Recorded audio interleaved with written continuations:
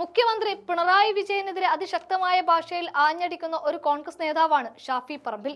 ആ ഷാഫിയെ അടിച്ചൊതുക്കി മൂലക്കിരുത്താൻ മുഖ്യന്റെ പോലീസ് പട നോക്കിയതാണ് കഴിഞ്ഞ 10-ാം തീയതി നമ്മൾ പേരാമ്പ്രയിൽ കണ്ടത്. തലയ്ക്കും മൂക്കിനും വിട്ടുള്ള പോലീസിന്റെ അടിയിൽ മൂക്കിന് സാരമായ പരിക്കും പറ്റി. കഴിഞ്ഞ 12 ദിവസം ഷാഫി വീടിനകത്താവുകയും ചെയ്തു. ഇപ്പോൾ രണ്ടും കൽപ്പിച്ച് പുറത്തിറങ്ങിയിരിക്കുകയാണ്. 3 മണിക്കൂർ നേരം നീണ്ട സർജറി ആയിരുന്നു അന്ന് പോലീസിന്റെ അടിമൂലം ഷാഫിക്ക് ചെയ്യേണ്ടി വന്നത്. ആ ഷാഫിയാണ് ഇന്ന് കോഴിക്കോട് ഇറങ്ങിയിരിക്കുന്നത്. അതിന് മറ്റൊരു പ്രത്യേകത കൂടിയുണ്ട്. കഴിഞ്ഞ ദിവസമാണ് നമ്മൾ കോഴിക്കോട് പാളയം മാർക്കറ്റ് മാറ്റി സ്ഥാപിക്കുന്നതുമായി ബന്ധപ്പെട്ട് അത് ഉദ്ഘാടനം ചെയ്യാനെത്തിയ മുഖ്യനെതിരെ ജനങ്ങൾ പ്രതിഷേധമുയർത്തിയത്. അവിടെ ഇവരൊക്കെ വികസനത്തിനെതിരാണ്, നാട് നന്നാവാൻ സമ്മതിക്കില്ലേ എന്നൊക്കെ ചോദിച്ചുകൊണ്ട് പ്രതിഷേധക്കാരെ അടിച്ചമർത്താൻ നോക്കിയത് മുഖ്യമന്ത്രിയാണ്. എന്നാൽ ആ പ്രതിഷേധക്കാരായ ജനങ്ങൾ വികസനത്തിന് എതിരായിരുന്നില്ല. പകരം മുഖ്യന്റെ കള്ളക്കളി അവർ തുറന്നു കാട്ടുകയായിരുന്നു. അതുമായി ബന്ധപ്പെട്ട് സാധുക്കളായ വ്യാപാരികൾക്ക് കുടിസായ മുറികൾ നൽകിക്കൊണ്ട് കോർപ്പറേഷൻ ഭരണാധികാരികൾ അവരുടെ ഹുങ്ക് പ്രയോഗിച്ചുകൊണ്ടിരിക്കുകയാണ്.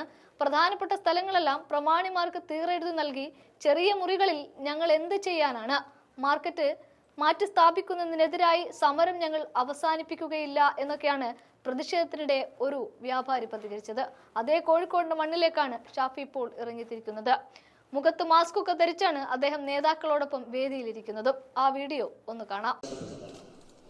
അതിലെന്തെങ്കിലും മാറ്റം വരുത്തുക എന്നത് ഇരു കക്ഷികളും ഇരുന്ന് സമവായത്തിലൂടെയല്ലാതെ അതിലൊരു മാറ്റവും വരുത്താൻ പാടില്ല. ഘടകകക്ഷിയുടെ സീറ്റ് ഒരു കാരണവശാലും അനാവശ്യമായി അവകാശവാദം ഉന്നയിച്ച് പ്രശ്നങ്ങളൊന്നും ഉണ്ടാക്കരുത് എന്ന് പണ്ട് എനിക്ക് ലഭിച്ച ഞാൻ ഈ നേതാക്കളുടെ അതുപോലെ സഹപ്രവർത്തകർ അതേത് കക്ഷിയിൽ ആളുകളുടെ വാർഡുകളാണ് കൂടുതൽ എന്ന് നോക്കി കൂടുതൽ വാർഡുകൾ ഏതെങ്കിലും കക്ഷിയുടേത് വന്നാൽ ആ എന്റെ സംസ്ഥാനത്താണ്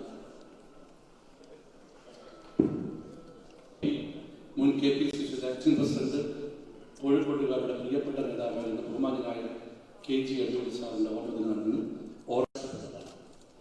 അതിലെന്തെങ്കിലും മാറ്റം വരുത്തുക എന്നത് ഇരു കക്ഷികളും ഇരുന്ന് സമവായത്തിലൂടെയല്ലാതെ അതിലൊരു മാറ്റവും വരുത്താൻ പാടില്ല. ഘടകകക്ഷിയുടെ സീറ്റ് ഒരു കാരണവശാലും അനാവശ്യമായി അവകാശവാദം ഉന്നയിച്ച് പ്രശ്നങ്ങളൊന്നും ഉണ്ടാക്കരുത് എന്ന് പണ്ട് എനിക്ക് ലഭിച്ച ഞാൻ ഈ നേതാക്കളുടെ അതുപോലെ സഹപ്രവർത്തകർ അതേത് കക്ഷിയിൽ ആളുകളുടെ വാർഡുകളാണ് കൂടുതൽ എന്ന് നോക്കി കൂടുതൽ വാർഡുകൾ ഏതെങ്കിലും കക്ഷിയുടേത് വന്നാൽ ആ എന്റെ സംസ്ഥാനത്താണ്